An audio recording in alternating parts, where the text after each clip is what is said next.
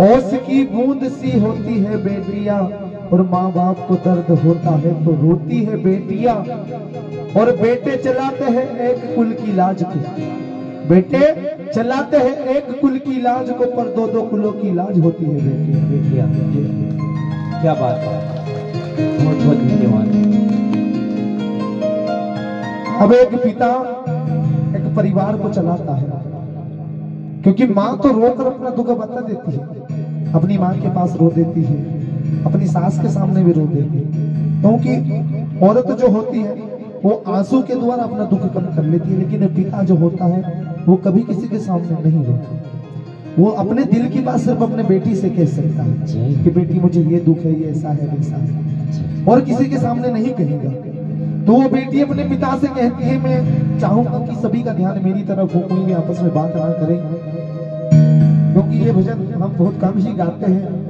लेकिन हमारे भैया लोगों ने कहा, हमारे जितेंद्र भैया साउंड वाले के लिए जोरदार तालियां, कितने अच्छे तरीके से साउंड ऑपरेट किया है। इनके बिना हम कुछ भी नहीं। जितेंद्र रघुवंशी जी जो खेड़ा से पधारे आपके बीच में, तो वो बेटी अपने पिता से कहती है कि सुना है कि जब मैं पैदा हुई तो पूरे घर में मातम सा छाया था, कोई भी खुश नहीं था। सच्ची बात पूछती हूँ बताओ ना बाबूजी, क्या याद मेरी आती नहीं। जब वो ससुराल चली जाती है ना, तो वहां से भी सबसे पहली फिक्र उसे यही रहेगा कि मेरे माँ बाप क्या कर रहे हैं, क्योंकि जिस आंगन जिस गलियों में वो खेल कर बड़ी हुई, उसे इस प्रकार से जब विदा कर देते हैं। जब बेटी की शादी होती है तो जिस दिन बारात आने वाली होती है ना, तो जो माँ होती है ना वो दिन में 4 बार कपड़े बदलती है, 4 बार, क्योंकि उसके पीहर के बहुत सारे व्यक्ति आते हैं। उसकी माँ आती है, उसकी भाभी आती है, उसकी कोई बहन आती है, न जाने कितने कितने व्यक्ति आते हैं। लेकिन बाप के पैरों में चप्पल भी नहीं होता, वो पूरे दिन घूमता रहता है। उसको समझ ही नहीं आता कि शाम कब होगी, बारात कब आ गया, फिर लड़की को विदा करने का समय आ गया। इतना वक्त नहीं रहता। वो कितना ये सामान रख दो, मेरी बेटी को ये कम है, वो कम है, वो कम है। लेकिन जो दहेज के लालची लोग हैं ना, उनको वो भी कम पड़ता है। अरे तुझे फूल सी बेटी दे दी हूँ, इससे ज्यादा तुझे और क्या चाहिए। तो वो बेटी अपने पिता से कहती है, पैदा हुई घर में मेरे मातम सा छाया था,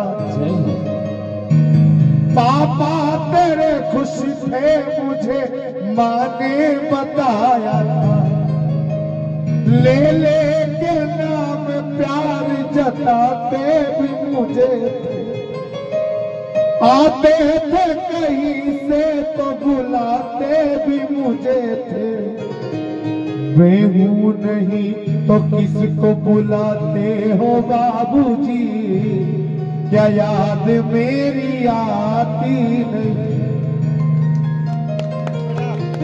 जब पिताजी घर से कोई काम करके आते हैं, कहीं से बेटी तोड़ कर आती है कि पापा मैं पानी दे दूं, खाना बना दूं, चाय बना दूं, बेटा कभी नहीं पूछे,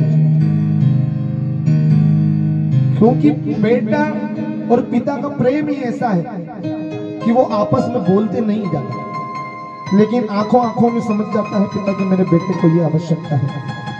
लेकिन बेटी हक से मांगेगी कि पापा मुझे ये चाहिए तो चाहिए, क्योंकि उसे पता है कि दिन मैं यहाँ से चली जाऊंगी तो मेरे पिताजी का ख्याल कौन रखेगा। तो वो बेटी कहती है कि हर जिद मेरी पूरी हुई, हर बात मानते, बेटी थी मगर बेटों से ज्यादा थे मानते, घर में कभी होली कभी दीपावली आई, सैंडल भी मेरी लाए मेरी फरोख भी आई, अपने लिए बंडी ना सिलाते हो बाबूजी, क्या याद मेरी आती नहीं। क्योंकि जब बाजार में पिता का हाथ पकड़कर जब बेटा या बेटी जाती है या जाता है, तो बेटे के पिताजी के जेब में चाहे पैसे हो या ना हो, लेकिन बेटा जिद करता है कि बेटा अपने पिता से कहता है कि पिताजी मुझे मेला दिखाने ले जाओ, पिताजी मुझे मेला दिखाने ले जाओ। पिताजी कहते हैं कि बेटा मेरे पास पैसे नहीं है मेला दिखाने के लिए, लेकिन बेटा कहता है कि पापा मैं वहां पर कुछ नहीं लूंगा, सिर्फ आप मुझे मेला दिखा दो।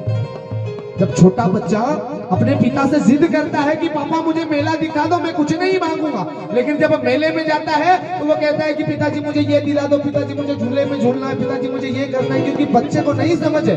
लेकिन जब वही व्यक्ति बड़ा हो जाता है, उसके जेब में पैसे है, लेकिन वो मेला घूमने का मजा वो नहीं आता जो छोटा सा बच्चा उसके पिता के साथ में मेला घूमता है। जब जाता है वो जिद करता है, वो मेला घूमने में मुझे आज मजा नहीं आ रहा, वो इतना कमा कर पैसा इकट्ठा कर लिया लेकिन वो मजा नहीं आ रहा। क्यों?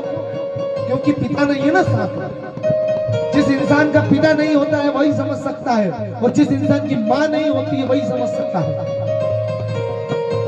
तो वो बेटी जब किसी भाई का, किसी बेटे का पिता या मां नहीं होती है ना, तो जो बेटी होती है वो मां होती है और बेटा होता है वो बाप होता है। बेटा भाई अपने पिता का फर्ज अदा करता है। बहन जब घर में आती है उसके ससुराल से, तो वो कहता है कि मेरा भाई है। तो वो बेटी अपने पिता से कहती है कि सारी उम्र खर्चों में कमाई में लगा दी, दादी बीमार थी तो दवाई में लगा दी, पढ़ने लगे हम सब तो पढ़ाई में लगा दी, बाकी बचाओ मेरी सगाई में लगा दी। अब किसके लिए इतना कमाते हो बाबूजी, क्या याद मेरी आती नहीं?